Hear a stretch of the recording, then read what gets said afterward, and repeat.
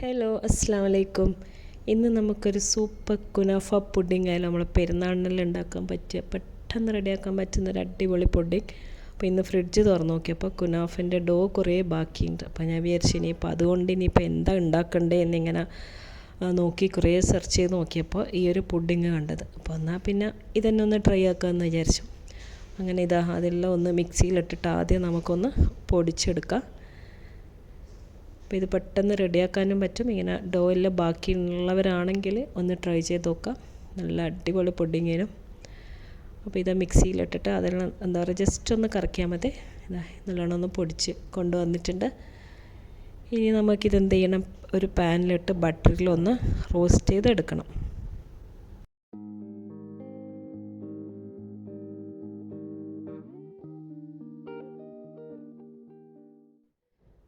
Pan ചൂടായിട്ടുണ്ട്. ഇനി ഇതിലേക്ക് കുറച്ച് ബട്ടർ ഇട്ട് കൊടുക്കുക.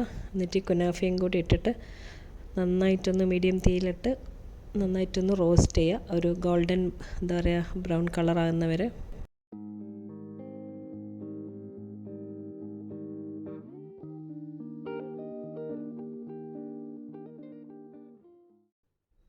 ഇതിപ്പോൾ ഇങ്ങനെ ഒന്ന് കയ്യിലെടുത്ത് നോക്കുമ്പോൾ ഒരു പൊട്ടുന്ന പരുവുണ്ടാവുമല്ലോ, ആ ഒരു ഇതിലെത്തുമ്പോൾ നമുക്കെന്തായി ഫ്ലെയിം ഓഫ് ചെയ്യാം.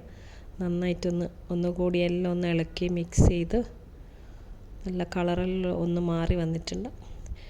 ഇനി നമുക്കിത് നമ്മുടെ പുഡിംഗ് ഡിഷിലേക്ക് വന്നിട്ട് എല്ലാം ഒന്ന് നിരത്തി കൊടുക്കാം. എല്ലാം ഒരേ ലെവലിൽ ഫുള്ളൊന്ന് സെറ്റാക്കി എടുക്കാം. എന്നിട്ടിത് കുറച്ച് നേരം ഫ്രിഡ്ജിലേക്ക് മാറ്റാം.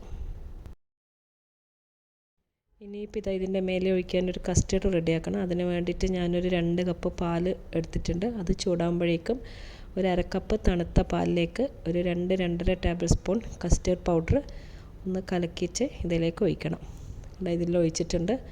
എന്നിട്ട് നന്നായിട്ടൊന്ന് ചെറിയ തീയിലിട്ടിട്ട് ഒന്ന് ഇളക്കി കുറച്ച് ടൈറ്റായിട്ട് വരുമ്പോൾ നമുക്കിത് ഫ്ലെയിം ഓഫ് ചെയ്യാം.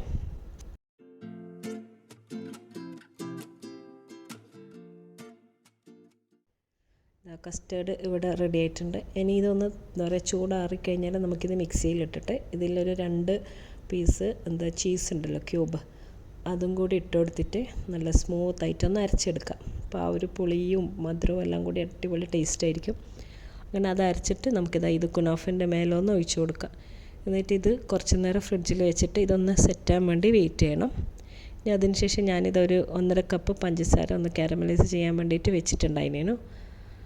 അതങ്ങനെ കാരമൽ ഇതിൻ്റെ മേലെ എന്നിട്ട് ഒഴിച്ചു കൊടുക്കണം. പക്ഷേ എനിക്കൊരു അബദ്ധം പറ്റി. ഞാനിത് സെറ്റാകുന്നതിന് മുമ്പേ ഒഴിച്ചു കൊടുത്ത് തീരെ ക്ഷമയില്ലായിരുന്നു. ഇത് സെറ്റായി കഴിഞ്ഞിട്ടുണ്ടാകുമെന്ന് വിചാരിച്ചിട്ട് ഇതങ്ങ് ചൂടോടെ ഒഴിച്ചപ്പോൾ എല്ലാം കൂടി ഒന്ന് മിക്സായിപ്പോയി. പക്ഷേ അതുകൊണ്ടൊന്നും കുഴപ്പമില്ല, കാണാൻ ഇത്തിരി ലുക്ക് കുറഞ്ഞതേ ഉള്ളൂ. പക്ഷേ ടേസ്റ്റിൻ്റെ കാര്യത്തിൽ ഒരു ഡൗട്ടും വേണ്ട, അത്രയും ടേസ്റ്റായിരുന്നു. പിന്നെ ഞാൻ കുറച്ച് കാരമൽ എന്താ പറയുക വേറൊരു ടിന്നിലുള്ള കാരമൽ ഉണ്ടല്ലോ, അതിട്ടിട്ട് ഒന്ന് സെറ്റാക്കി വെച്ചിട്ടുണ്ട്.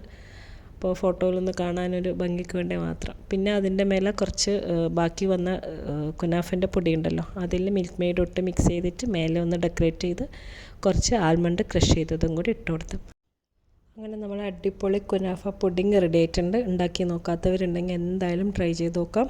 അപ്പോൾ വീഡിയോ എല്ലാവർക്കും ഇഷ്ടപ്പെട്ടു എന്ന് വിശ്വസിക്കുന്നു. അപ്പോൾ അടുത്ത നല്ലൊരു വീഡിയോ ആയിട്ട് ഇനിയും കാണാം ഇൻഷാ അല്ലാഹ്. അസ്സലാമു അലൈക്കും, ബൈ.